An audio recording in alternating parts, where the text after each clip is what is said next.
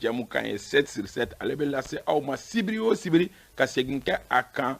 karidoyaw fɛ nɛgɛ kaɲɛ 7 wagati an bɛ aw fo ka waleɲuman dɔn aw ka danaya la a bɛ san caman bɔ ka ɲɛsin ni jamukan kelen in ma walasa k'aw kunnafoni a fɔra ka tɛmɛ ni jamukan in ale ye jamana kunkanko fɔ kɛnɛ ye jamana kunkanko tɛ dɔwɛrɛ ye ko minnu dolu bɛ kɛ jamana kɔnɔ ka olu ta k'u di kunnafonidilaw ma u k'u hakilina di a kan nin dɔgɔkun in kɔnɔ bakurubaw ye min ye o ye k'a fɔ jalakiw olu bɛ ka bin kɔ tuguni an ka finitigilakaw kan jalaki minnu ni dugu dɔ bɛ yen nɔ ko ɲawuro o yɛrɛ bɛ sofara mara kɔnɔna la a yirala k'a fɔ k'an ka finitigilakaw k'u ye dankari yenkaw la tuguni an bɛna hakilina miiri kɛ o jalaki ninnu kan n'an bɔra yen nɔ procureur de la cour suprême dɔgɔkun in kɔnɔ kɛrɛnkɛrɛnnenya la septembre kalo tile 6 a ye bataki dɔ bɔ ka jangasere da ko maa minnu bɛ fɛnw san fɛn minnu ni a bɛ maaw bolo maa minnu ni jalaki binnen dɔ olu kan nka bataki wɛrɛ tilala ka bɔ o kɔfɛ ko procureur ko k'ale m'a fɔ surɔ a yɛrɛ bɔra ka ɲɛfɔli kɛ a ko kan an bɛna hakilina miiri o kan n'an bɔra yen nɔ an bɛna hakilina miiri kɛ fɛnɛ an ka parti politique kan parti politique jumɛn ko don an ka parti baw caman bɛ yen nɔ maa minnu n'olu y'u tu tigɛ ni olu ntanyana ka ban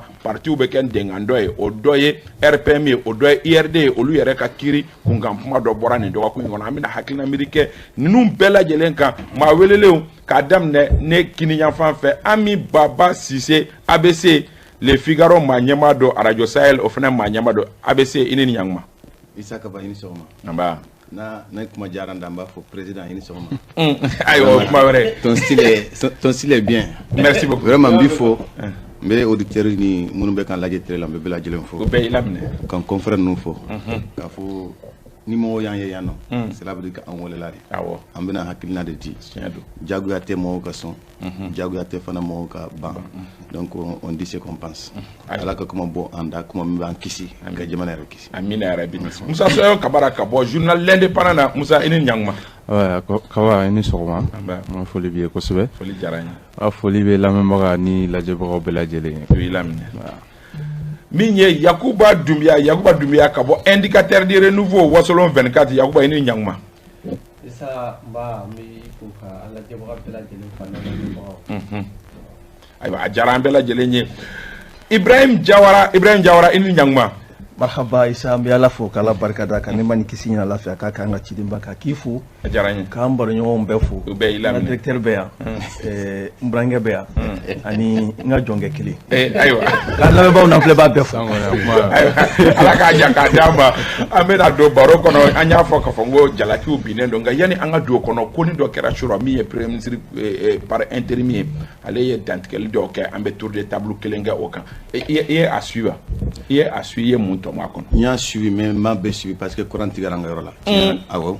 sur courant tigɛra plus de 10 fois an ka yɔrɔ la o yɔrɔ jumɛn Ɲamana Tetebugu donc fɛn daminɛna ne y'a daminɛna lajɛ mais kɔfɛ j'ai suivi juste vers la fin ne ma cɛmancɛ kɔni suivi mais ne kɔni ye min suivi un peu a segera ka na k'a fɔ bon baara tun bɛ ka taa cogo min baara bɛ taa a bɛ continuer o sira kelen de kan k'a fɔ ko bon Mali bɛ ka taa cogo min kɛlɛ min donna an ni partenaire ninnu cɛ an tun ma ɲɔgɔn faamu sinon kumaɲɔgɔnya tun bɛ sen na jusqu'à présent ko bɛ ka sira ta dɔɔni dɔɔni gouvernement bɛna fɛn bɛɛ de kɛ pour que date minnu fɔra élection ko la a ka se ka ɲɛnabɔ ko jugu tɛ jamana la jugu tɛ transition na parce que peut-être mɔgɔw ma faamuyali kɛ donc olu bɛna fɛn bɛɛ de kɛ pour que mɔgɔw ka se ka faamu bref ni y'o yɔrɔ ninnu dɔrɔn de suivi quoi parce que tiɲɛ yɛrɛ la ne ma bɛɛ suivi. Musa e y'a suivi i ye mun tɔmɔ premier ministre par intérim kɔ. Bon ne y'a ka kumakan in lamɛn ne bɛ se ka min fɔ a la o ye k'a fɔ a ye kuma min kɔni kɛ a kɛra i n'a fɔ hakilijiginw de caman kɛra a la kosɛbɛ ka d'a kan a ye plan d'action gouvernement ka plan d'action min ni o adoptera a nana a seginna o kan kosɛbɛ ka kuma o kan ani sujet minnu bɛ jamana kɔnɔ sisan i n'a fɔ organe unique sigili ko donc a seginna ka kuma olu kan ani Mali ni jamana wɛrɛ minnu ni ɲɔgɔn cɛ minnu bɛ yen a kumana olu kan kosɛbɛ hali dumuni ko vie chère ko ninnu a kumana olu bɛɛ lajɛlen kan donc globalement a kɔni ye kuma fɔ kuma minnu fɔra hakilisigi kɔnɔna na ani basigi kɔnɔna na minnu kɛra kumaw ye ni peut-être a tɛna kɛ sababu ye ka fintina wuli mɔgɔw ni ɲɔgɔn cɛ i n'a fɔ peut-être kɔrɔlen an tun b'a ye cogo min na donc a kɔni pour l'instant ale ka kumaw a bɛ mɔgɔw hakili sigi ka d'a kan a tɛ kuma fɔ min bɛ don mɔgɔw gasi la cogo dɔ la donc o b'a yira k'a fɔ ale ka sen fɔlɔ in bon a bɛ se ka kɛ daminɛ ɲuman fɔlɔ ye min bɛ se ka basigi barika jamana kɔnɔna na. ayiwa Jawara a lamɛn wa i ye damadɔni tɔmɔ a kɔ wa e ye mun tɔmɔ premier ministre par intérim kɔ. ne ye fitinin tɔmɔ a kɔnɔ mais yanni ne ka don kɔnɔ ne bolo à ma connaissance ne ye a nasarakan de mɛn n ma bamanankan mɛn fɔlɔ a bɛ se ka kɛ o kɛra o ma kɛ fɔlɔ ne bolo ni kunnafoni sugu bɛ di jamana kɔnɔdenw ma jamana kɔnɔden fan caman bɛ kan min mɛn u ka to ka kunnafoni di o la o ye tiɲɛ n'a ma ya k'a fɔ ko an bɛ fɛ ka Mali kɛ Mali kura de ye kunun ko minnu tun bɛ kɛ i bɛ taa sɔrɔ sisan ni kuma ninnu fɔra n'i ye maliden sigi kɛmɛ sara la min y'a faamu yɛrɛ a tɛ tɛmɛ tan duuru kan a dun bɛ ka adressé malidenw de la Mali ka hakilinaw de bɛ ka fɔ a ka kuma kɔnɔ a ye foli ta ka ɲɛsin Sokɛli ma wulikajɔ min b'a la espérance min b'a la politique na siraw fɛ a ye olu ɲɛfɔ o kɔnɔna na a ye dugawudenw k'a ye k'a fɔ a bɛ bana min kɔnɔna na a bɛ dugawu kɛ Ala k'a ɲuman segin a ye baara bila yɔrɔ min na ka continuer mais a ko a bɛ sinsin min kan axe 4 min bɛ yen ni Sokɛli ko la ma i ka taara CNT ɲɛkɔrɔ ka taa dantigɛli kɛ k'a bɛna jamana boli o kɔnu kɔnɔna o gakuru kɔnɔna na olu bɛna sinsin o kelen in de kan journaliste y'a ɲininka lakana ko armée bɛ ka monter en puissance la o kuma in ye tiɲɛ wala tiɲɛ t'a ko kɔni nɔgɔ foyi tɔrɔ bɛ se ka vérifier hali n'a sɔrɔla diɲɛmaw bɛ ka Mali tɔgɔ tiɲɛ bi k'a fɔ Mali bɛ ka taa mɔgɔw bɔnɛ u ni na bon lakanabaliya bɛ ka juguya Mali kɔnɔna na a ko kuma ninnu tɛ tiɲɛ ye armée bɛ ka seko kɛ bi bon don n'a nataw fana na an b'a duguya k'a fɔ résultat jɔnjɔnw bɛ ka bɔ o kɔfɛ a kumana réforme politique institutionnelle kan k'a fɔ yɛlɛmaba minnu kan ka don jamana sariyaw ni politique siraw kan a y'a jira k'a fɔ o baaraw daminɛna bon don n'a nataw la fana u b'a jira k'a fɔ o baaraw n'u bɛna kɛ fo ka taa se élection générale minnu kan ka kɛ u k'u bɛna wulikajɔw bɛɛ lajɛlen kɛ mais kuma yɛrɛ sinsinlen min kan o de ye malidenw ka fara ɲɔgɔn kan bi parce que a y'a jira ka kuma na transition opposition t'a la dɛ a y'a fɔ voilà n'an bɛ fara ɲɔgɔn kan an bɛ fara ɲɔgɔn kan kabini ale ma nin jɔyɔrɔ sɔrɔ Asimi y'a ɲini u fɛ u bɛɛ ka fara ɲɔgɔn kan an ka don da kelen fɛ an ka bɔ da kelen fɛ ni jɔyɔrɔ in kalifalen a la fana Asimi y'a fɔ a ye bɛɛ ka fara ɲɔgɔn kan an ka don da kelen fɛ an ka bɔ da kelen komi an yɛrɛ ka Mali yɛrɛ jamana sigikan bɛ min fɔ donc a ka kuma ne bɛ min faamuya la dɔrɔn o ye nin ye a ye dɔ sɔnna détail dɔw ma ni an partenaires ni ɲɔgɔn cɛ ani gɛlɛya minnu bɛ jamana kɔnɔdenw bɛ kule la olu la a y'i da don olu la bakurubaya ne bɛ se ka min de fɔ a la. Yakuba Dunbiya. Kaba merci n'i ye an ka premier ministre intérimaire ka kuma ta k'a jateminɛ ni jateminɛ min y'a la o ye ko fila ye fɔlɔ ye mun ye d'abord a ye jamanadenw hakili sigi filanan ka an ka partenaires a kɛra ni kokana ye ani jamana minnu bɛ baara kɛ ɲɔgɔn fɛ a y'olu fana hakili sigi parce que n'i ye jateminɛ kɛ transition daminɛ ni sisan cɛ ale de bɛna ka premier ministre sabanan ye premier ministre fɛn fɛn nana a bɛɛ n'a ka programme de nana u kan ka baara kɛ ni fɛn mun ye olu de nana donc ni Mokhtar Wane nana o nana n'a ta ye donc n'ale nana nin tugu la même si a ma confirmer mais est-ce que a nana a ko ka oui Sokɛli ye baara min daminɛ k'olu bɛ tɛmɛ ni o de ye o fɔra ale ye wagati kunkurun de la sinon mɔgɔ caman kun t'o dɔn o de la a nana ka na mɔgɔ hakili sigi parce que fɛn fɛn nana olu bɛ nana n'u ta ye n'ale fana nana nin tugu la hali n'a sɔrɔ a ma confirmer fɔlɔ mɔgɔ hakili bɛ k'a la est-ce que nin tɛ stratégie wɛrɛ fana n'a ta tɛna na transition daminɛ cogo min na délai min fɔra k'a essayer k'o bila de mettre en cause k'a fɔ o tɛna se ka kɛ parce que ne ni n ka programme kura de nana an ka essayer k'a yɛlɛma don a la pour que a ka se ka taa ɲɛ o problème kun bɛ yen nɔ parce que siga bɛ mɔgɔw la o la ni fɛn fɛn nana o bɛɛ n'a ka programme de bɛ na donc ka mɔgɔw rassurer k'a yira non a tɛna kɛ fɔlɔ fila min tɛmɛna a tɛna k'o sugu ye parce que o fila fɛn fɛn nana d'abord ni Sokɛli nana o y'a sɔrɔ bɛn kun kɛra wagati dɔ la ko 18 mois d'abord Sokɛli ye Mokhtar Wane kun ye fɛn fɛn kɛ a y'o bila a nana n'a ta ye wa 18 mois min kun fɔra a ko ale ka baara tɛ se ka k'o kɔnɔ a ye dɔ fara a kan mun kun b'a jira partenaires la ani maliyɛnw la intérimaire min nalen filɛ nin ye k'o fana kun tɛna o kɛwale kelen kɛ c'est-à-dire ka dɔ fara transition durée kan ani Sokɛli nana ni mun ye ka fɛ surtout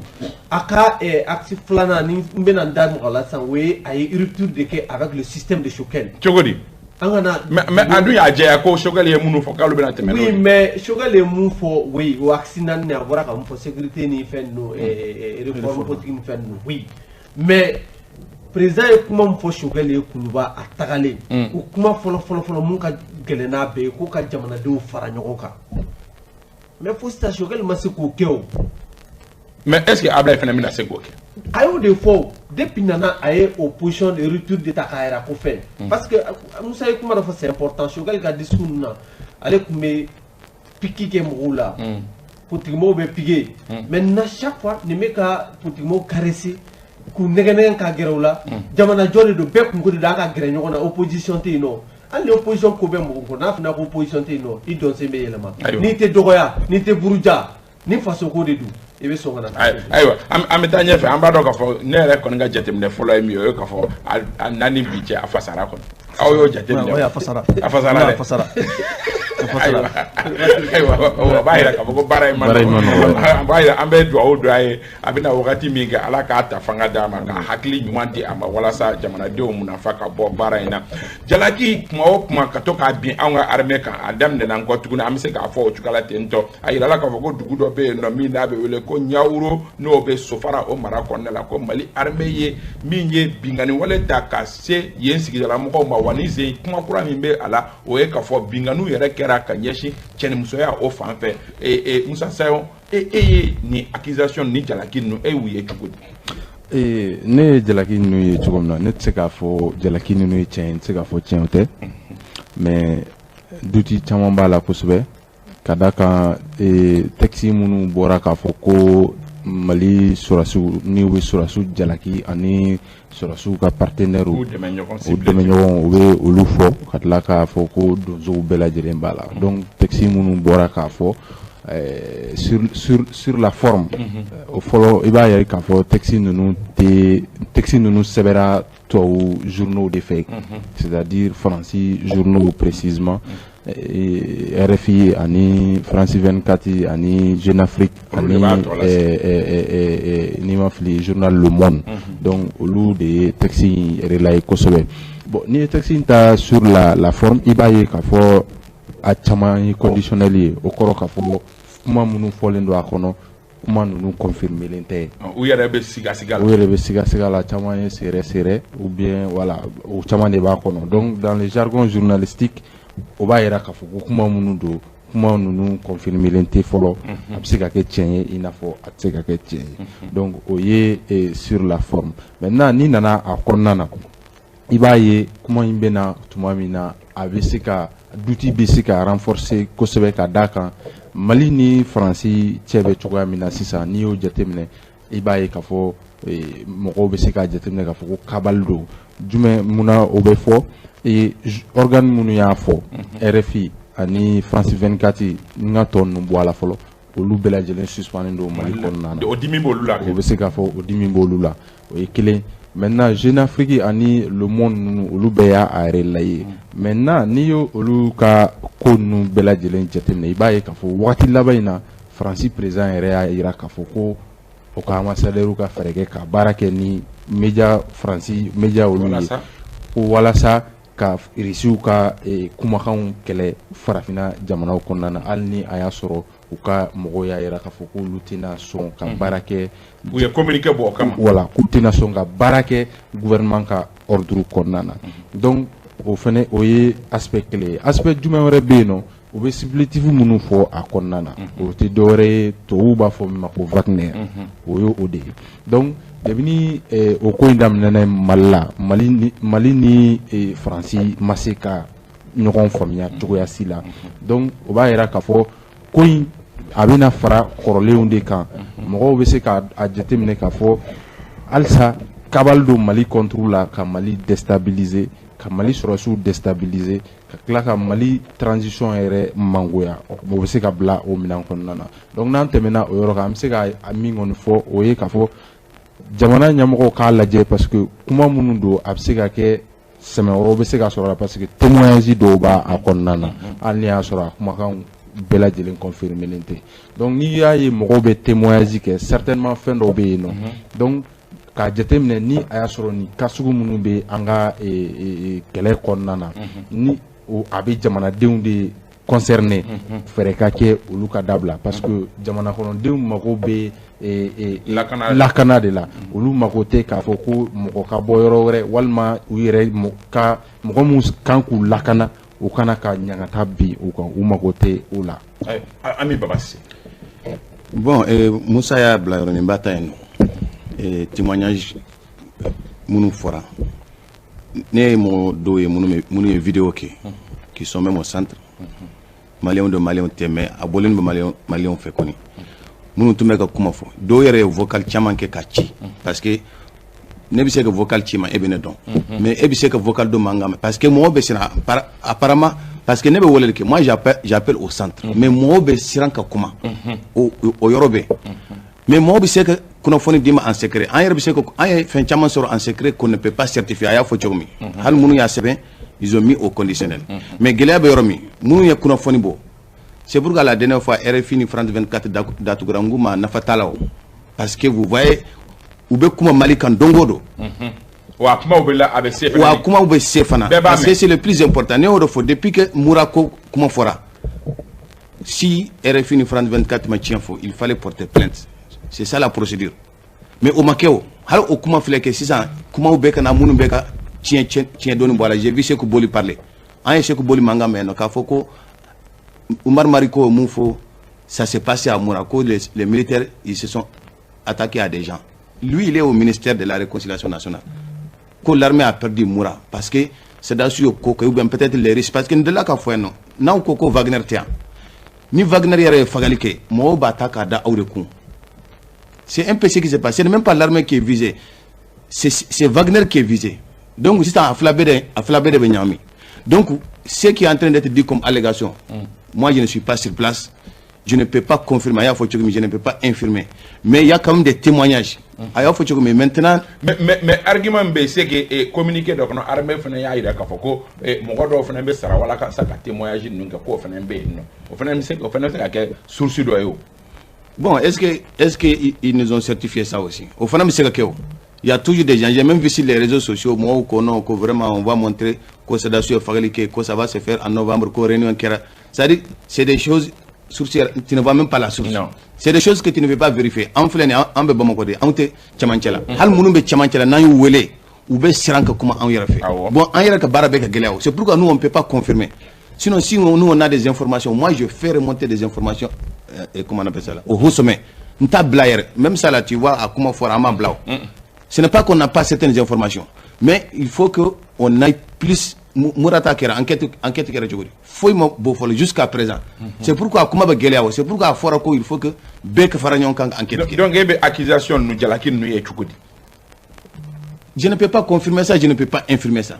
parce que moi je suis journaliste et Kaba Neko de Badon il y a un début là-dedans. Donc, c'est la même chose avec les autres confrères. Vous savez que Fendo Bla, même entre nous, journalistes maliens là, Moussa Bessé que Fendo Bla, Amandine, Nebissé que Fendo Bla, Amandaye. Mais ce qui doit être fait là, on doit être en mesure de pouvoir vérifier ça. Ou est faux. Nous, on ne peut pas vérifier ça. Comment il y a fait mais c'est pas que c'est des gens qui les donnent. Enfin, on ne peut pas certifier ça. Et je pense que l'armée maintenant, c'est à l'armée. Mais au lieu au Migao, est-ce qu'il y a un phénomène de salia barra la côte pour la mounumbe ebolo, ni mounouele, est-ce qu'il y a un mangolo porté, voilà ça a donc, et qu'un version est mise à cola. Est-ce qu'il y a un phénomène qui a la diafra, du goût minto fora à du dolendo, Bob Makoy and Katakata, Pony, du goût moura fait la même chose, faut bien à droit les journalistes la mine à la caté, c'est le problème c'est quoi? Quand la France était là, la France prenait ses journalistes, c'est la France qui a mis ses journalistes avec elle. Oui. Mais il y en a, c'est dans ce modèle comme Washita, que ça nous est. C'est-à-dire aujourd'hui l'insécurité est claire. À fort un moment le ministère. Donc dire pas quand on associe mais ne dire pas Fentarani. Est-ce qu'il était dire pas Clola pour demander fort? Non, c'est bon, problème est toute presse est partisane, surtout on est dans un contexte. C'est pourquoi moi je défends le pays, il y a des choses qu'on... C'est pourquoi nous ne sinon ce n'est pas qu'on ne veut pas parler. Il y a des choses qu'on ne dit pas. Donc on a souvent dans la presse c'est un peu il y a kuna funu be bo kokan e media o de fanfɛ kana an fanfɛ an yɛrɛ sigilen don an minnu ye yan kunnafonidilaw ye an jɔyɔrɔ ye jumɛn ye a la jalaki minnu fɔra an b'u ye cogo di Kaba d'abord yani mɔgɔw ka jigin ɲauru kibaruya minnu bɛ ka bɔ sisan parce que armée ye intervention de kɛ kun jumɛn de nana ni armée ka intervention ye dama mɔgɔw la an m'u mɛn RFI la an m'u mɛn France 24 la olu ka jugu ni fɛn bɛɛ ye i hakili b'a la joué kalo tile 14 tɛmɛnen baraji dɔ bɛ Sofara o baraji in bɛ dugu caman de servi ani hectare birika ji de di o mɔgɔw ma o bɛ malo sɛnɛ a la terroriste de taara bombe don la ko baraji tiɲɛ o sabote n'o baraji tiɲɛna o bɛ na ni mun ye o kɔlɔlɔ ye mun ye o ye kɔngɔ de ye o kɔlɔlɔ ye mun ye sɛnɛkɛlaw tun bɛ ciment minnu kɛ olu b'o bɛɛ de tiɲɛna donc o tɛ problème ye RFI ni France 24 bolo des milliers de personnes olu ka kɔngɔ ko olu ka problème insécurité alimentaire o tɛ problème ye u t'a tɛ maga o la maintenant ni situation b'o cogo la sɛnɛkɛlaw bɛ k'i jija k'a essayer k'i sɛnɛ fitinin minnu kɛ u bɛ ka taa olu fana empêcher encore ka fɛn kɛ mais problème yɛrɛ jumɛn ye ɲagoro problème ye mun ka jugu n'a bɛɛ ye armée bɛ terroriste u bɛ na tiɲɛniw kɛ sa n'a y'u gɛn n'u taara don dugukɔnɔla la mɔgɔ tɛ ye o kɔrɔ ye ko complice bɛ dugu la complice tɛ dugu la hali n'i b'u dɔn i tɛ se k'u tɔgɔ fɔ n'i y'u tɔgɔ fɔ c'est fini pour toi u b'i faga u b'i ka denbaya bɛɛ faga donc bɛɛ b'u dɔn mais mɔgɔ si tɛ ka kuma armée ye o gɛlɛya de bɛ yen donc armée fana y'a ka temps ta k'a ka renseignement ɲini armée ma taa ten parce que a fɛnna a ye renseignement de kɛ k'a sigi k'a ɲɛɲini fo k'a renseignement o ka communiqué la o y'o de fɔ renseignement fiable de b'u bolo u taara jigin o de la u ye dɔw neutraliser u ye dɔw minɛ mɔgɔ caman bɛ na wa mɔgɔ minnu recherchelen don kosɛbɛ o mɔgɔ dɔw b'o la donc n'o arrestation ninnu kɛra il se peut que ne dɔgɔnin dɔ b'a la ou bien kɔrɔ dɔ b'a la n'o ma diya ye hali n'o ma diya ye hali n'i ma se k'a ko dugun kɛ mais n'a minɛ cogo ma diya ye e dun hali n'i tɛ terroriste la ni balima sugu dɔw b'a la minnu bɛ nafa ɲɛ i ye n'olu minɛna cogo dɔ la san joli nɔ u bɛ ka rɛn kɛ yen nɔ u bɛ ko bɛɛ kɛ o dɔw bɛ se ka témoignage yɛrɛ kɛ ka armée tɔgɔ tiɲɛ parce que a t'olu arranger ne bolo aujourd'hui ni a fɔra ko ka choix kɛ RFI ni fɛnkɛ ne le choix bɛ tigɛ u taara barrage mun tiɲɛ n'o bɛ mɔgɔ miliyɔn caman bali ka dumuni sɔrɔ n'o ye sɛnɛkɛlaw ka sɛnɛfɛnw tiɲɛ olu tɛ se ka sɛnɛ kɛ bilen et puis olu bɛ nin ɲinansan bɛɛ kɛ u ka projet bɛɛ tiɲɛ don ne bolo ka jugu ni nin ye ne bolo aujourd'hui nin fɛn ye et puis a bɔra ka kuma dɔ fɔ média minnu y'a kɛ o ye tubabuw ka médiaw de ye o tubabuw ka média ninnu chaque fois ni armée bɛ ka siction ni fɛnw kɛ o b'a essayer ka élan perdu ka essayer ka nkalon dɔ tigɛ k'a da armée la c'est à dire kɛlɛ n'a ka an b'a fɔ ko dommage collatéraux ni kɛlɛ bɛ kɛ kɛlɛ n'a kɔlɔlɔw bɛ ɲɔgɔn na kɛlɛla dɔw bɛ se ka kɛ hali minnu yɛrɛ bɛ ka kɛlɛ kɛ u ka souhaité mais an b'a dɔn n'a kɛra très généralement u b'a an ka armée u b'a reconnu ka fɛn kɛ mais du fait que armée yɛrɛ bɛ ka succès kɛ français yɛrɛ tɛ yen bilen vraiment o bɛn t'u ma kosɛbɛ. ayiwa Jawara c'est vrai que terroristes sera k'u don dugu minnu kɔnɔ olu dugu lakanako ka gɛlɛn u minɛli ka gɛlɛn armée bolo bi na parce que kuma o kuma a dugu kelen kelen o kelen ni ko nasuguyaw de bɛ bɔ mais nin bɛ se ka kɛ cogo di bi dugu minnu bɛ yen nɔ ni terroristes sera ka don a dugu cɛla ka se hakɛ dɔ ma fo somɔgɔw yɛrɛ b'u ka mɔgɔw dogo est-ce que bi na solution jumɛn bɛ se ka kɛ o la parce que nin y'o ɲɔgɔnna cas de ye o. non a ka gɛlɛn parce que i b'a dɔn an bɛ kɛlɛ min na guerre asymétrique don awɔ i bɛ taa sɔrɔ dugu ninnu kɔnɔna na bɛɛ bɛ bɛɛ dɔn mais mɔgɔw bɛ siran ka ɲɔgɔn kɔfɔ dɔ bɛ marifa ta a bɛ taa kungo kɔnɔ a bɛ taa tiɲɛni kɛ a bɛ n'i da n'a bɛ na a b'a ka marifa bila kungo kɔnɔ a bɛ na dugu kɔnɔna na i bɛ taa sɔrɔ a muso bɛ yen a denw bɛ yen bɛɛ b'a dɔn ko tiɲɛnikɛla don tuma dɔw la n'u ka tiɲɛni kasara bonyana komi Yakuba y'a fɔ cogoya min na u ye pont min tiɲɛ pont min kari armée ye wulikajɔ min kɛ u nɔfɛ dɔw sirankojugu nana don dugukɔnɔmɔgɔw la il a fallu que armée ka don duw kɔnɔ ka yɔrɔw mɔmɔ ka fuyeli kɛ k'a lajɛ mais o kɔrɔ ye k'a fɔ ko RFI ninnu b'a la o ɲɔgɔnnaw de mana kɛ a bɛ fɔ k'a fɔ k'u taara bin dugulamɔgɔw kan wa. non mais RFI ta bɛ faamu parce que an bɛ kɛlɛ min na e ma Macron ye laɲini min kɛ u ka faamaw fɛ u ni u ka journalistes ka collaborer cogoya min na o bɛ faamu dɔ wɛrɛ tɛ o anw bɛ kɛlɛ min na bi partenaire changeli min kɛra n ko fana y'a dama kɛlɛ de diyagoya foti de bɛ ɲini armée ka baara la pour que ka armée tɔgɔ tiɲɛ k'a fɔ k'a ni mais est-ce que c'est pas trop simple anw fana k'an résumer o ma est-ce que an man ka taa en profondeur jalaki minnu fɔra. oui mais jalaki minnu fɔra aujourd'hui comme i b'a la k'a fɔ ko DIRPA kan ka anw ta bi ka taa ni anw ye bon DIRPA ka anw ta ka taa n'anw ye ne bolo DIRPA de habilité len don bi ka sɔrɔsiw ka kunnafoni di tuma dɔw la ala k'an kisi kɛlɛ la fɛn bɛɛ b'a la est-ce que ni DIRPA ko k'a bɛ taa ni anw ka journalistes ye bi u ka sécurité ko bɛ cogo di a ma nɔgɔn maintenant i yɛrɛ personnellement n'i ye courage sɔrɔ i bɛ se ka wuli i bɛ taa ka taa nin ko in ɲɛɲini mais faransikanw dun bɛ kunnafoni sɔrɔ cogo di mais faransikanw ma kunnafoni jɔnjɔn fɔ dɛ u ko komi a bɛ komi u ye kuma fɔ cogoya min na u m'a fɔ ko tigi don dɛ u y'a bila conditionnel de la o nafa ka bon o nafa ka bon kuma na fo k'a jateminɛ donc an bɛɛ bɛ se k'o ɲɔgɔnna kɛ an bɛɛ bɛ se k'a fɔ o cogoya la parce que olu tɛ yan o kuma dɔw de bɛ f'u ɲɛna o kuma sen fɛ olu fana b'a bila conditionnel la donc jalaki 100% tɛ kuma kɔni fɔra dɔrɔn k'a dan ten mais ne bolo dɔrɔn dɔwɛrɛ foyi tɛ kɛlɛ in ye kuma minnu bɛ ka fɔ bi ko mercenaires nana u bɛ kɛlɛ la an ka jamana kɔnɔna na diɲɛ bɛɛ bɛ k'an kɛlɛ bi o de la i b'a dɔn an ka ni faransi yɛrɛ cɛ tension a ka yɛlɛ yɛrɛ o dɔrɔn de don mercenaires de nana an bɛ ka olu bila ka taa u ye nin kɛ Congo yen fɛ u ye nin kɛ Angola yen fɛ u ye nin kɛ bi u bɛ ka taa bi dugudenw kan u bɛ k'u faga u bɛ ka an bɛ ka to nin kɛ an filɛbagaw n'a lamɛnbagaw fɛ u bɛ ka cɛnimusoya kɛ musow la dɔwɛrɛ foyi tɛ tɔgɔ tiɲɛ de don mais o n'a ta bɛɛ min ye armée ka ɲɛmaw ye o kan ka sɛgɛsɛgɛli kɛ nin ko in na bi kuma minnu fɔra est ce que tiɲɛ don wa a nkalon ye jumɛn ye ka se k'o da jamana kɔnɔdenw tulo kan hali n'a sɔrɔla k'a fɔ an kɔni sigilen bɛ fɔra an tɛ se ka latika yɛrɛ fɔ a ko kɛra tan nin cogoya in de la parce que information jɔnjɔn t'an bolo an ye weleli minnu kɛ dugu in yɛrɛ kɔnɔna na a sigibaa minnu bɛ yen olu ye seereya minnu fɔ an ɲɛna o de ye nin ye pour le moment. ayiwa Musa an bɛ se ka mun kɛ pour que ka bɔ nin kuma. an bɛ se ka min kɛ an ka jamana ɲɛmɔgɔw u bɛ se ka min kɛ sisan o ye i n'a fɔ kɔrɔlen u bɛ min kɛ c'est à dire ka enquête dayɛlɛ parce que kuma tɛ fɔ ten gansan n'i y'a ye kuma o kuma bɛ fɔ i b'a sɔrɔ a fɔra ko mura enquête fɔra ko halisa foyi oui mura enquête fɔra halisa a ma jaabi sɔrɔ a la k'a fɔ ko Taamamɛnɛ Sise ma bɔ peut-être ça va être un peu trop dit parce que procureur minnu kan ka enquête kɛ je crois olu ye siɲɛ damadamaw kɛ terrain kan donc an kɔni ma jaabi ye fɔlɔ maintenant min kan ka kɛ nin fɛnɛ situation in na o y'o kelen de ye ka enquête dayɛlɛ enquête bɛ dayɛlɛ enquête impartiale k'a lajɛ mun yɛrɛ de kɛra parce que armée kɔnɔna na a kɛra armée ye o a kɛra ko wɛrɛ ye o ni jama kɔni farala ɲɔgɔn kan i b'a sɔrɔ mɔgɔ dɔw b'a la olu bɛ procédure suit scrupuleusement mais dɔw b'a la olu fɛnɛ bɛ taa sira wɛrɛw fɛ donc k'a lajɛ mun de kɛra dugu in kɔnɔna na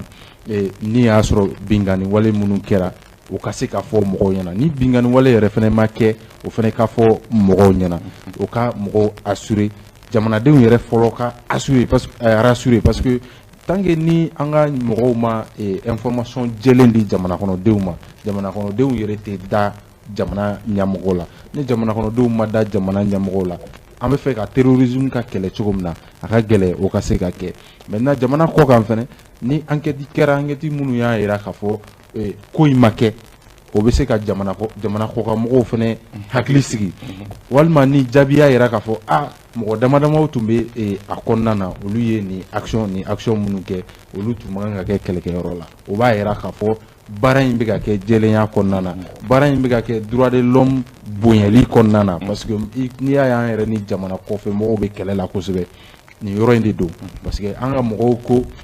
enquête minnu bɛ kɛ olu de bɛ enquête kɛ mais kɔkanmɔgɔw y'a yira k'a fɔ communauté internationale u b'a fɔ o ma communauté internationale olu ko ni enquête bɛ kɛ MINUSMA ka associé walima MINUSMA ka enquête kɛ parce que olu bolo MINUSMA ka enquête ye minnu jɛlen don minnu c'est indépendant donc o gɛlɛya bɛ an ni jamana caman ni ɲɔgɔn cɛ i n'a fɔ États-Unis ni France ni na ɲɔgɔn na donc a ka kan bi an ka mɔgɔw ka fɛɛrɛ devant ta ka enquête kɛ situation in kan hali ni a y'a sɔrɔ média dɔw de y'a fɔ média minnu ni an man di aw t'a yira k'a fɔ ko fɛn tɛ yen donc olu de bɛ taa lajɛ sisan min bɛ yen nɔ ka sɔrɔ k'o kuma jɛlen lase jamana kɔnɔdenw ma. an bɛ se problème ka gɛlɛn dɔɔni Kaba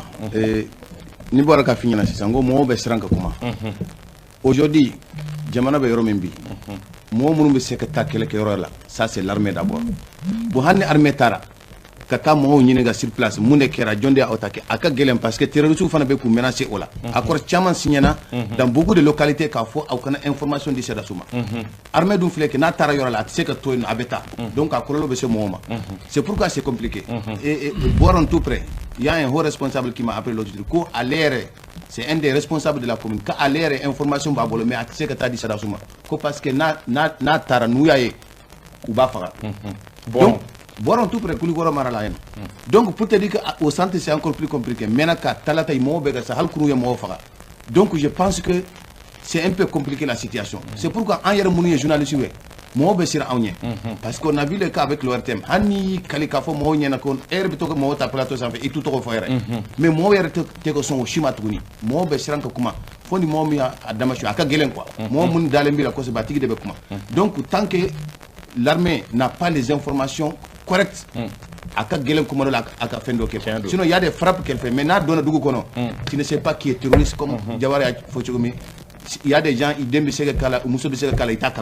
c'est un peu compliqué. Bon, maintenant, il ne faut pas que chaque fois on voit la main des autres. La réalité, là, c'est autre chose. Moi, je l'ai dit, la France, c'était le centre, c'était le nord. Au sud, ici, là, il n'y a plus la France. Il faut poser les bonnes questions pour qu'on ait bien mis ça. Il y a quoi, M. Kamou?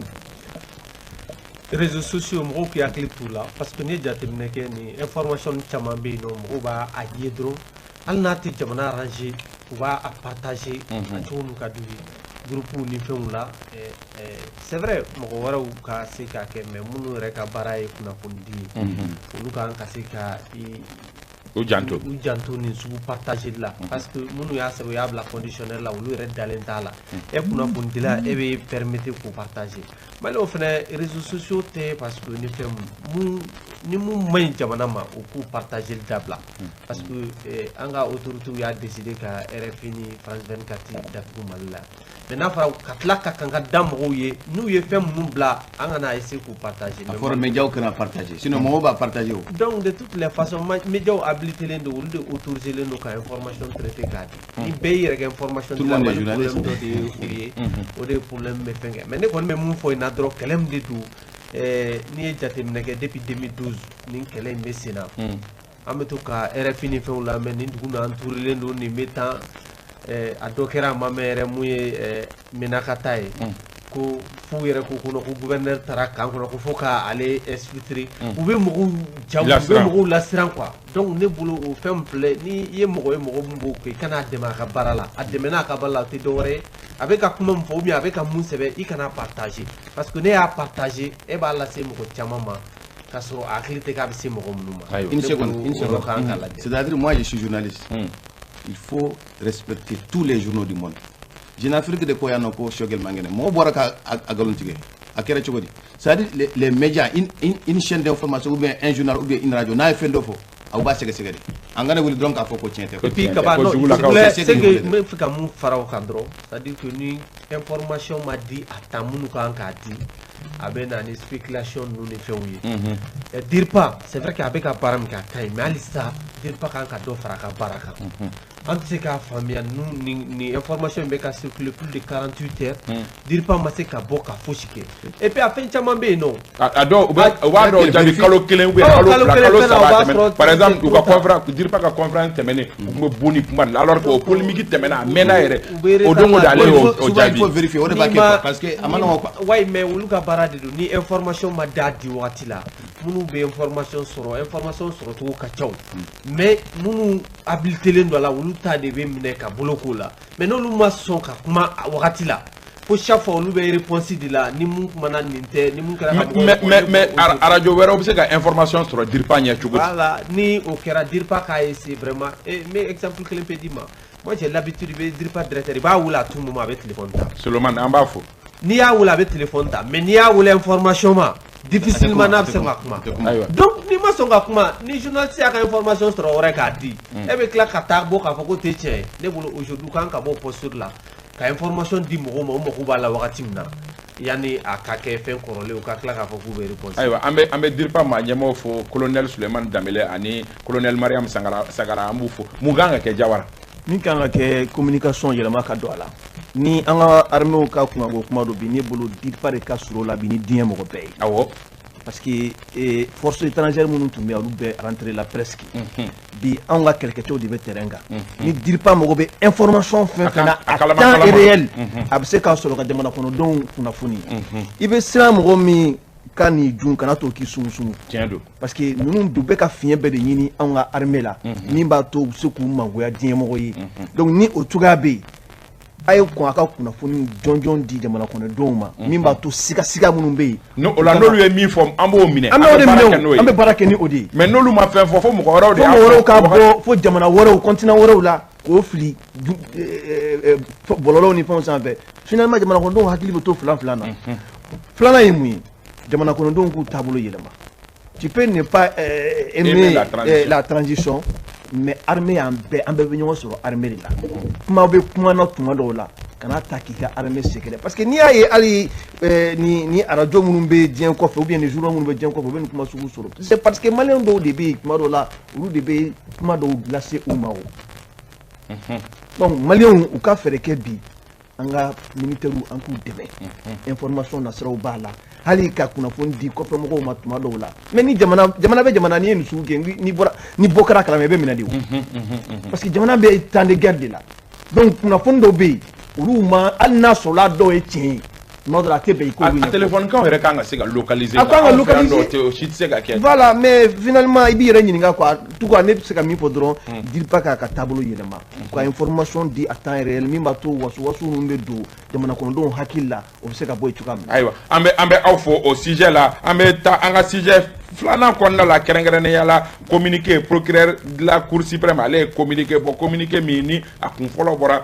septembre kalo in tile 6 communiqué min kɔnɔna la n'a kalanna ORTM yɛrɛ la o communiqué kɔnɔ procureur bɛ kangari da mɔgɔw ye ko minɛn minnu bɛ yen ni maa dɔw bɛ yen olu bɛ k'u bolola fɛnw kɔ a ɲini ko olu feere ko ni maa min kɛra sababu ye k'o san ko e wo i ye mɔgɔ min bolola minɛn san o k'aw bɛɛ bɛ gosi bere kelen na d'abord Jawara n'i ye communiqué in ta ka jateminɛ fɔlɔ an ka kuma communiqué in yɛrɛ kan e ye communiqué in ye cogo di kalo tile 6 communiqué. communiqué ne y'a ye a cira ne ma ko n k'a lase an ka chaîne sanfɛ effectivement n y'a lase mais o kɔnɔna na an ye dɔ wɛrɛ fana ye min ni a tɛ kelen ye ka se ka fiɲɛ bɔ procureur ka kumakanw na o ni min cira ne ma o n'o tɛ kelen ye mais ne ma se ka fɛn min faamuya ni n bɛ ka n yɛrɛ ɲininka komi sariya ko kumaw de don anw tɛ juge ye yan nɔ a fɔra mɔgɔ minnu bɛ yen n'u nɔ minɛnen don sariya fɛ u bolo fɛnw a bɛ se ka kɛ du ye a bɛ se ka kɛ dugukolo a bɛ se ka kɛ fɛn wɛrɛw ye ni u ko k'u b'a feere maa minnu ma mɔgɔw kana u san parce que n'i y'a san tuma dɔ la ni ala ma far'i kan i bɛ kɔlɔlɔ sɔrɔ a la moi ne ye n yɛrɛ ɲininka il y a ce qu'on appelle la présomption d'innocence ni minɛna hali ni da taara mandat de dépôt de la fo kiiri ka tigɛ k'a fɔ kuma min fɔr'i ma i nɔ b'a la wala i nɔ t'a la n'o tɛ a bɛ yira k'a fɔ e nɔ tɛ foyi la bon n'i nɔ tɛ foyi la i ka bien min bɛ yen yala a bɛ daga i k'o feere wa wala a tɛ daga i k'o feere wa ne ye n yɛrɛ ɲininka o la a filanan il y a les droits de propriété comme an ka constitution yɛrɛ y'o garanti e ta ye min ye o y'i ta ye e sagoya b'o la k'o kɛ cogoya min ka di ye bon ni o droit de propriété bɛ yen mun b'o o bɔ i bolo ko i tɛ k'o feere mɔgɔ wɛrɛ ma ne ye n yɛrɛ ɲininka o fana na maintenant mɔgɔ minnu b'a san jɔn de nɔ minɛnen don sariya fɛ jɔn de ma nɔ minɛ sariya fɛ e b'o dɔn cogo di ne ye n yɛrɛ ɲininka o la fɛn dɔ bɛ fɔ u b'a fɔ ko la mesure conservatoire juge d'instruction de bɛ se ka ta ni siga kɛra mɔgɔ min na k'a nɔ minɛna sariya fɛ ka mandat d'a kan k'a ka minɛnw a bolo fɛn dɔw bɛ yen juge d'instruction bɛ se ka olu bila justice ka bolo kan a bɛ se ka feere sira minnu fɛ olu bɛ ladɔnniya k'a fɔ ko karisa ka nin fɛn ninnu tɛ se ka feere n'o kɛra n'a sɔrɔ ni dugukolo don san n'i taara k'i bɛ taa dugukolo san ni titre foncier don domaine b'a f'i ye k'a fɔ ko non nin bɛ kiiri ka bolo kan o bɛ kɛ cogoya condition de bɛ o fana na a ka taa sɔrɔ e nɔ minɛnen don k'i to baara min kɔnɔna na i bɛ taa sɔrɔ e ye fɛn dɔ sɔrɔ san 30 o fɛnw b'i bolo i minɛnen don fɛn minnu na rapport foyi tɛ o ni kura in ni ɲɔgɔn cɛ la o tɛ se ka don a kɔnɔ ne bolo ni mesure conservatoire ni nafa tun ka bon kosɛbɛ juge d'instruction ka baara hukumu kɔnɔna na ka tɛmɛ tuma dɔ la nin communiqué in kan a dɔ fana ye mun ye n'i y'a jateminɛ an ka jamana kɔnɔna na bi mɔgɔ dɔw bɛ yen ko olu a bɛ se ka kɛ k'u nɔ bɛ ko yuruguyurugu na sira dɔw fɛ susceptible u y'a fɔ cogoya min na mais o jɔn ye ɲininkali bɛ yen sariya yɛrɛ ko hali n'i minɛna n'i ka kiiri ma kɛ fɔlɔ tu es présumé innocent i nɔ t'a la i nɔ t'a la mais i ma minɛ fɔlɔ yɛrɛ fausse bisigi de bi ka bisigi ali bisigi yɛrɛ t'a kalama ko bisigi bɛ a bɛ se ka kɛ k'i nɔ bɛ tarasi dɔ bɛ yen k'i nɔ b'a la bon finalement ba jɔn ka fɛn kana san bon an ma yɛrɛ ɲininka Musa communiqué ye communiqué fɔlɔ ye bon ne i b'a dɔn ne tɛ ka kɛ polémique ye koyi c'est à dire déjà procureur yɛrɛ bɔra k'a yira k'a fɔ ko a ka communiqué kɔni tiɲɛ don donc an k'o lakile fɔlɔ communiqué min bɔra tiɲɛ don procureur les 6 communiqués mais les 8 communiqués côté communiqué kɔrɔ min bɔra ka dɔ in démenti o tɛ tiɲɛ donc an b'o bila kɛrɛfɛ voilà donc an bɛ kuma les 6 communiqués maintenant communiqué min bɔra ne bolo communiqué a kan ka kɛ pour moi pourquoi a kan ka kɛ de un mɔgɔ minnu bɛ minɛnw san mɔgɔw bolo mɔgɔ minnu bɛ dugukolo san walima u bɛ fɛn wɛrɛw san mɔgɔw bolo a bɛ se ka kɛ sababu ye e min bɛ fɛ k'i ka wari e min y'i ka wari don dugukolo la i ka wari bɛ kisi parce que n'i ka wari don minɛna min jɛlen tɛ min bɛ se ka minɛna kɔfɛ i ka wari bɛ se ka tiɲɛ a bɛ se ka kɛ sababu ye olu ka wari bɛ kisi dɔ ye côté dɔ in fɛ o ye jumɛn ye mɔgɔ minnu bɛ yen nɔ ni kɛ b'olu kɔ ni a y'a sɔrɔ hali n'a ma confirmer a bɛ se ka kɛ sababu ye ko olu lasiran ani mɔgɔ minnu bɛ fɛ k'a kɛ olu ta ɲɔgɔnna kɛ mais jɔnw de don Musa i b'o dɔn cogo bi ne mago bɛ ka so san ne bɛ se ka bisigi cogo di ko Musa min kuma bɛ ka fɔ ne bɛ fɛ ka so san e tɛ se k'o dɔn mɔgɔ si o ɲininkali b'o yɔrɔ de la i bɛ se k'a dɔn cogo jumɛn na ko mɔgɔ dɔ de ko e bɛ fɛ ka fɛn min san ko fɛn jɛlen tɛ e tɛ se k'o dɔn donc o kɔrɔ ye ko siga bɛ Mali fonctionnaire bɛɛ la bi kɛ an bɛ yɔrɔ min na sisan mɔgɔ minnu ne bɛ se ka min fɔ a la o ye jumɛn ye mɔgɔ minnu bɛ yen nɔ ni minnu minɛnen don walima ni mandat bɛ minnu contre la i bɛ se k'olu de jateminɛ donc olu bolo fɛn man ka san bi i bɛ se k'olu jateminɛ parce que tant que ni mɔgɔ bɛ juge s'il est devant les juges a ka ko i b'o jateminɛ parce que n'a bɛ ka minɛn feere e ma e t'a dɔn minɛn bɔra yɔrɔ min na o de la mɔgɔw b'a fɔ hali bamanankan na ko zon a n'a bolofɛn sanbaga k'a bɛɛ lajɛlen ka kan donc ni mɔgɔ bɛ justice ɲɛkɔrɔ k'a fɔ ko justice bɛ ka a juger walima enquête bɛ ka k'a kan o bolominɛ man kan ka san mais n'o bɔra la mɔgɔ minnu bɛ yen nɔ k'a fɔ ko olu bɛ k'u ka minɛn feere e tɛ se k'o ye ten dɔrɔn k'a fɔ ko nin tigi ko nin ye zon ye. ayiwa Yakuba Dunbiya. kaba ne ye communiqué nin ye a ye ne jigila tigɛ kosɛbɛ kamasɔrɔ ne ye question caman posé n yɛrɛ kun ne ye jateminɛ kɛ fɛn in bɛɛ daminɛ ye mun ye an bɛ OCLEI mɔgɔw fo yan office central de lutte contre l'enrichissement illicite olu de bɛ ninnu détecter k'a fɔ ni so in bɛ n bolo ni nin ka kan ni nin man kan ainsi de suite mais ne jateminɛ kɛ o OCLEI ka rapport laban in na u ko ka daminɛ 2015 la ka na 2015-2019 la wari min détournera Mali kɔnɔ a bɛ taa miliyari 100 ani miliyari 60 ani dɔɔnin na n'i y'o wari ta k'a lajɛ kaba o bɛ se ka hôpitali 260 ani 60 kɔ jɔ Mali la centre de santé o 1700 ani dɔɔnin a bɛ se k'o jɔ a bɛ se ka pont 40 fɛnɛ jɔ donc o wari ka ca ne bolo aujourd'hui ni OCLEI n'o fɛn ninnu kɛra OCLEI y'o fɛn kɛ a bɛ tila k'a bila justice ka disposition de la ne bolo ne ye question min kɛ ninnu ka communiqué in na o question fɔlɔ min ye jamana mago bɛ wari de la wa jamana mago bɛ ka mɔgɔw puni de cogo di voilà parce que ni ko mɔgɔ y'i ka wari dun mɔgɔ y'i ka wari suɲɛ ne bolo i ka suɲɛ de ye a k'i ka wari segin i ma ye o a bɛ fɛn fɛn kɛ se ka wari ka segin e ma o tɛ kasira i bilen e k'i ka wari sɔrɔ dɔrɔn n'i ye mɔgɔ minɛ k'a ye miliyari 1 dun sisan jamana ka wari la a man k'a dun n'i y'a minɛ o le kɛ i k'a bila kaso la yen ten n'a ko n bɛ se ka n ka so feere ka a wari dɔ sara wari la ne bolo o kan ka kɛ tare de ye an y'a mɛn k'o ye camanba sara a t'a la o kan ka kɛ tare de ye parce que jamana mako bɛ a ka wari de la jamana mako tɛ ka mɔgɔ minɛ k'a bila kaso la yen ten non c'est-à-dire il faut que ça soit clair ɲangini fana ye fila ye dɛ ɲangini ye fila ye ɲangini bɛ i bɛ sarali kɛ min na ɲangini fana bɛ yen ka se ka i degun i k'a dɔn ka fɔ i ka nimisa i ye sonyɛli mun kɛ mɔgɔ si ka hɛrɛ tɛ bi i ka mɔgɔ minɛ mɔgɔ min ye sonyɛli kɛ jamana wari caman dun ko fosi t'a bolo a bɛ se k'a sara mun na ne bolo donc an bɛ communiqué fɔ la donc e fɛ procureur ye communiqué min bɔ communiqué a sira ka ɲi a taama sira ka ɲi wa bon ne bolo n tɛna fɔ a ka ɲi a ma ɲi ne kɔni bolo u kan ka a kɛ de telle sorte que minnu ye jamana ka wari dun c'est vrai mais ngo procureur ko mɔgɔ kana fɛn san mɔgɔ bolo mɔgɔ tɛ ka mɔgɔ bolo a ye wari min don o bɛ sara cogo di kaba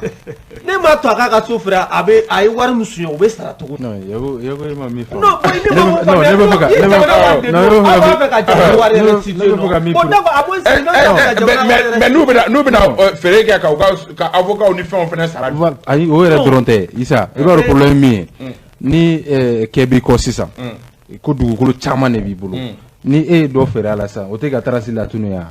ayiwa o fɛnɛ ye kuma dɔ ye. n'i ye tarasi la tunu sisan dɔ feere a la fɛnɛ ko wari verser jamana an y'a ye dɔw ye ka wari verser jamana kɛsi kɔnɔ pour que u ka bila o. n'i y'a ye par exemple n bɛ nalen c'est pour jusqu'à préciser n'i y'a ye u bɛ communiquer kɛ c'est pour que mɔgɔ minnu nɔ minɛlen don tarasi kana tunu par exemple dɔw yɛrɛ kelen minisiri dɔw minnu nɔ minɛlen don ale ye document fɔ o clé la. o dɔw ye minisiri dɔw y'a dabɔ a kama parce que pour que ka ko in yɛrɛ datugu dɔw ye u ka parcelles k'u denw tɔgɔ la. den fitininw. bon n'i ye parcelle kɛ den tɔgɔ la sa o t'e ta ye o. o t'o tarasi tununi yan. justice tɛ se k'o minɛ o la o. maintenant ni a feerela sisan ni ale y'a ka dugukolo feere sisan ni justice nana ka na enquête kɛ sa dugukolo t'a bolo tuguni a bɛ kɛ cogo di. a bɛ kɛ cogo di. a ma nɔgɔn a ma nɔgɔn. o tarasi tununa de. n b'a fɛ ka kuma laban dɔrɔn juste mais e la mun na ne b'a fɛ ka u ka état kɛ soba justice fɛnɛ ka bilan kɛ jamanadenw ye nin lutte in kɔnɔ u sera ka joli minɛ yuruguyurugu mɔgɔw la k'a bila jamana kɛsi la o wari hakɛ ye joli ye. c'est vrai an fɛnɛ mako b'o la c'est important ok n'o kɛra ne t'o kalama mais ce qui est sûr est que an mako bɛ wari la bi c'est vrai an mako bɛ wari la bi ko so maralen bolo yen nɔ parce que n'u ma se k'u ka so fɛnɛ feere k'a wari sara ni ko juru bɛ mɔgɔ la a ka so dɔɔni don a fɛn kɛ opportunité fɛnɛ ka d'a ma k'a feere parce que n'a m'a feere a tɛ se k'a sara o. ayiwa an bɛ basi. non Kaba, moi je ne suis pas du tout d'accord avec Moussa. Faut pas caresser c'est ni un problème de surtout le procureur général c'est un homme à problème. Je l'ai dit mandat lancé les domi depuis qu'il a commencé à poursuivre les gens là ngo avec la charia de soso. Chogodi. Avec Chogodi, il est dit qu'un ancien ministre ne se poursuit pas comme ça. Au Kera, au Temena, il y a comment faire un KTC. A communiqué Mimbo 600. Et voir que Mimbo 600, que papier blanc, il mousse Togola ou il Togola. L'occulé, il gère ça déjà. C'est pourquoi ça s'étend maintenant. L'occulé, si tu es fonctionnaire là, on vérifie, ou bien vérifier qui, mousse vérifier qui, donc vérifier. Ou bien baisser le soro. Hani est moins condamné, parce que Hani milliard de mon bolo. N'a pas de Warishun. Tant qu'Atiki m'a condamné, il sait qu'il faut Kagasara. Donc, ni ati condamné domi, ni wari ta bolo, il va tiki blind en attendant. Ni un minera 600, même si toi tu n'as rien, nous on va se mettre ensemble là pour que qui demain ikabo. Donc, tant que moi me juge, il sait qu'il faut qu'on attigue fin juin. Déjà, ça c'est un problème dans son communiqué. Il a même dit des gens susceptibles d'être poursuivis. Mounoumbe c'est kake. Donc, c'est vrai que lui il a déjà une liste numéro 1 Abou Minou. C'est pas un procureur qui prend souvent les gens, c'est les juges d'instruction, surtout dans des affaires comme ça. Donc, comment les gens peuvent voir ça et puis au bout d'Adiaka? Parce que c'est la justice. Moi, j'ai appelé beaucoup de syndicalistes magistrats qui ne sont pas du tout contents. Parce que c'est pas bien pour l'image de la justice. On a l'impression que, avec le fendeur de la main, ça ne peut pas aller haut. Quand tu prends quelqu'un, moi j'ai vu des gens, ah oui, Tcherno, comment faut ça? Tcherno, il est sorti en liberté provisoire. Où il y a des dit, c'est des cautions, c'est un jugement qui est. Est-ce qu'il y a un jugement qui est? Mounoube détention. Mais quand il y a un salade, il n'y a pas de faux. Où est caution de? C'est une façon pour lui permettre de sortir. Agissement qui est remis. Mounoubou bolo depuis où est Mounoumine. Pourquoi on moubla? Il ne s'agit pas de prendre les gens comme ça à jugement teke. C'est pourquoi mon nao. Les gens ne vont pas venir. Tout le monde peut payer. Donc, on a pantalon sans cira, téléphone sans cira. Tout se paye dans la rue aujourd'hui. Donc, quand il faut que mon yedron est attaqué, et fait ça. Et d'autres boutiques qu'on a fait de ça. D'autres factures à dima. Donc ça ne tient pas. Moi, si j'ai des choses à vendre là-bas, ferré. Le jour où on va me condamner là, si je dois payer quelque chose là, je vais faire fananini. Mais vous savez que moi, Bali, nous me juger, qu'il faut que moi, fasse ça au boulot. Maintenant, pourquoi vous liste publié? Le clé a publié des noms. Mais moun de Borala, qu'est-ce qui est sorti dans ça? Moi, nous, comme nous, manganga ça, ils n'ont qu'à nous donner la liste. Donc, non, Kera, Abenoya donne quoi? Non, en tout cas, on a quoi dire quoi? C'est-à-dire que moi, nous menons, à Tina faut qu'on a nous de follow. Vous avez siga de boulot. Absaka ke uno fuita. Kiri yɛrɛ ya fɔ k'a fɔ ko hali ni minɛna ko a bisigiyalen don k'i nɔ tɛ fɔlɔ. Absaka ke uno fuita la ni kiri kɛra o ka jɛya quoi. O ye kelen filanan lisi se ka bɔ. K'a fɔ ko karisa ni karisa u ye nin kɛ non e tɛ k'o fɔ. Siga de kelen don u la fɔlɔ u bɛ taa bila yen sɛgɛsɛgɛliw bɛ kɛ sira min bɛ yen ni an bɛ se ka sinsin o kan o ye mesure conservatoire de ye justice d'instruction de bɛ se k'o ta k'a tigi ka minɛn lasago k'a tigi ka minɛnw ka a bila justice ka bolo kan min b'a to feerecogo t'a la ne bolo o de ye sira ɲuman ye mais n'i ye communiqué kɛ tan a bɛ se ka kɛ dɔw bɛ yala la ale yɛrɛ t'a dɔn k'a sɛmɛ ko la yɛrɛ mais n'o ko k'a b'a bolofɛn feere dun k'o bolofɛn kana k'o bolofɛn kana sa ni e min ko k'i b'a san fɛnɛ ko e bɛ se ka kɔlɔlɔ sɔrɔ a la ne ko n k'o de ye problème ye dɔɔni sinon sira in ka nɔgɔ o mɔgɔ minɛnen bɛ ani mɔgɔ bɛ yen ni mesure conservatoire tɛ minɛn min kan ne bɛ se k'o san foyi tɛ bɔ a la non c'est que y a quand même un droit de propriété qui est même garanti par la constitution donc i sago bɛ min na min ta ye non Issa ni mesure conservatoire bɛ kiiri bolo o kɔrɔ ye k'a fɔ ko nafa tɛ communiqué moi je maintiens ma position c'est-à-dire pour moi c'est un communiqué dissuasif c'est-à-dire ka mɔgɔw lasiran mais est-ce que jamana bɛ baara la parce que an bɛ yɔrɔ min na olu bɛɛ bɛ nafa ɲɛ corruption kɛlɛli la parce que ni mɔgɔ minnu bɛ corruption kɛ mɔgɔ minnu bɛ yurugu kɛ ni yira l'olu la sa minnu a bɛ minnu hakili la mɔgɔ t'o dɔn dɛ i tɛ se ka don mɔgɔ si bolo e fɛ ko bagabagali communiqué de a bɛ se ka mɔgɔ bagabaga parce que munna non mɔgɔ minnu nɔ minɛlen don olu ko tɛ dɛ mais mɔgɔ minnu ni olu bɛ fɛ k'a kɛ a b'olu la sa maintenant n bɛna précision di par exemple pour le cas de l'Oclei et Oclei bɛ déclarer a bɛ rapport min kɛ Oclei tɛ mɔgɔ tɔgɔ préciser a kɔnɔna na u kɔni bɛ ministres fɔ u bɛ titres fɔ u ka rapport laban in na par exemple u ko dossier 6 c'est-à-dire mɔgɔ 6 olu mɔgɔ 6 jamana kɔnɔna na olu dugukolo min b'olu bolo maison d'habitation 37 bisaba ani 7 mais parcelle mun bɛ olu bolo 178 maintenant n'i y'a bɛɛ lajɛlen ta k'a kɛ hectare ye san a bɛ t'i jɔ 170 hectare 100 ani hectare 70 a wari faralen ɲɔgɔn kan miliyari 2 ani miliyɔn 700 donc ni i y'olu fɛn sugu ninnu ta olu tigilamɔgɔw o dugukolo b'olu bolo olu ko o dugukolo feere nin wagati in na garanti jumɛn b'e bolo k'a fɔ ko n'u minɛna don min na k'u bɛ se ka non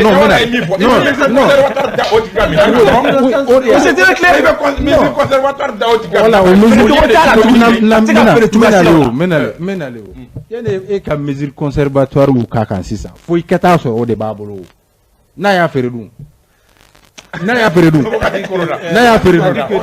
b'o kɛ cogo ni communiqué in bɛ duti de jamanadenw yɛrɛ ni ɲɔgɔn cɛ ne bolo o man ɲi kosɛbɛ a bɛ mɔgɔw siga ɲɔgɔn na ka fɛnkɛ gɛlɛya sigi gɛlɛya mɔgɔ ɲɔgɔn cɛ o ye fɔlɔ ye filanan ye mun ye halisa n bɛ sigi o kan ni jamana ka fɛn kun de minnu ye fɛn kɛ k'olu sanctionner wa i ye jamana de wari dun le minimum hali ni ye miliyari 1 don i ka se ka 500 millions lasegin ne bolo u ka stratégie changer non mais wari tɛ se ka dun ten wari tɛ se ka segin o de ye problème ye non Moussa ce que tu dis ça ne tient pas e ko ko Oclei bɛ titre de fɔ quand on dit le promoteur de renouveau là hali ni ma tɔgɔ fɔ mɔgɔ min de don a bɛ dɔn non je suis en train de t'expliquer oui mais minnu mina bi non ni temps fɔra non pardon ça mɔgɔ minnu na bi Cour suprême fait. Nous rapport de la Vega rapport de là. Mais pourquoi aujourd'hui expressement on les poursuit? Moi nous on connaît ces noms là. C'est des gens déjà identifiés. Mais tant me fois